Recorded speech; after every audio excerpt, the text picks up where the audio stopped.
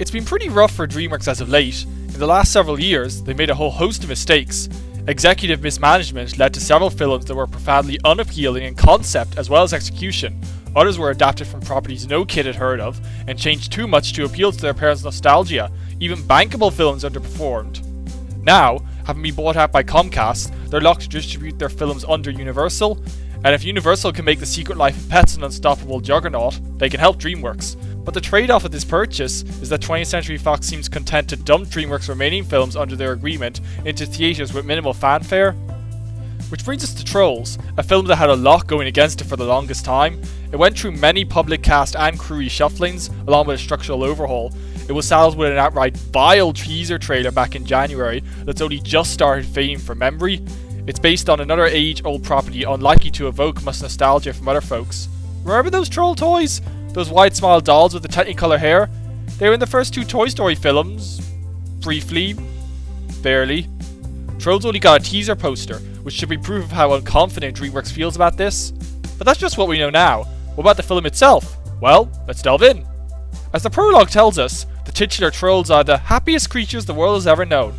Which kind of makes it a bummer that a society of repulsive giants, the Bergens, decided long ago that they can only rise above their abject misery by eating trolls annually. So, the trolls fled to secluded safety. Fast forward to the present, and the trolls are doing everything they can to be happy. They hug hourly, they scrapbook, they sing, you get the picture. Only one troll, an erotic sort named Branch, doesn't partake, proclaiming the celebrations will lead the Bergens to them. When exactly that happens, Princess Poppy is adamant to rescue her tribe, and enlists the only unhappy troll to help her in her quest.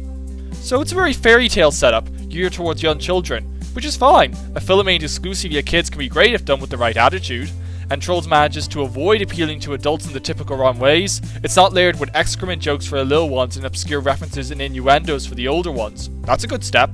The film's plot would make for a very nice picture book for little kids. Come to think, I'll bet that's a tie-in.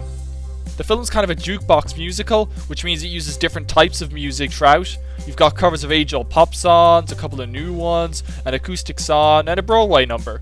They're mostly cute interludes. They don't really further the plot or characters, except when ticking boxes off of a checklist. Watching Trolls, it's hard to shake off the feeling that it's just DreamWorks going through the motions. The jokes are mostly content to be wackily irreverent, and the plot ends up being mostly a means to an end. The cast is overqualified for their flat roles, giving them little to work with, which is a pity, as Justin Timberlake and Anna Kendrick especially have really soft, youthful voices that suit their characters nicely. The plot makes a feint towards a happy ending for all that echoed a similarly muddled attempt from Shrek the Third's climax, but it comes across as mostly cloyingly. Honestly, if you ask me to describe Trolls, I'd say it's an approximate mashup of Shrek, Happy Feet, and the Smurfs. Still, the film does some things worthy of note. The scenario is very gentle and sweet, but allows for enough edge on the margins to help alleviate the sickly sweet sensation that may emerge. It also stands on its own without reference to the old dolls, as it would have to, given they're not Legos or nothing. And the animation is especially interesting. You've probably noticed the film's saturation of colour, with engaging day-glow visuals splattered across every frame. Think of it as the visual look of the Lorax accomplished with a higher budget of DreamWorks. The textures are especially lovely, both in the troll's hair and on the scrapbooks, among others. There are points where the felt and wool textures felt like seeing Kirby's epic yarn on the big screen. No joke.